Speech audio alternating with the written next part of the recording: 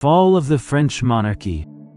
On August 10, 1792, the French Revolution underwent its most dramatic radicalization with the storming of the Tuileries Palace, an event known to historians as the Second Revolution.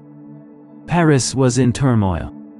France was at war against Austria and Prussia, and the Brunswick Manifesto, which threatened to destroy Paris if King Louis XVI were harmed, had the reverse effect of enraging the population, confirming suspicions that the king was conspiring with foreign enemies against the revolution, led by the insurrectional Commune of Paris.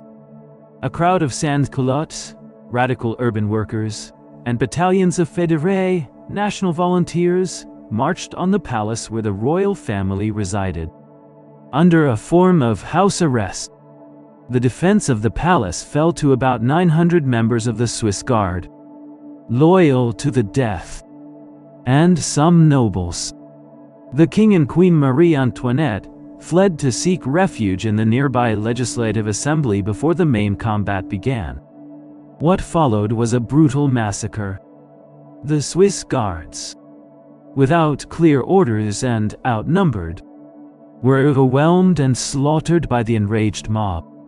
With their bodies mutilated in the gardens, the attack forced the assembly to suspend the king's powers and call for a national convention elected by universal male suffrage. The day of August 10 marked the effective end of the constitutional monarchy and the birth of the French Republic, made official in September. It was the moment when power passed from the hands of the moderate bourgeoisie to the streets of Paris, inaugurating the most violent and egalitarian phase of the revolution, which would lead to the trial and execution of the king and the period of the terror. Leave a comment if you liked it, give it a thumbs up, and subscribe to our channel. Every day there's a new video for you.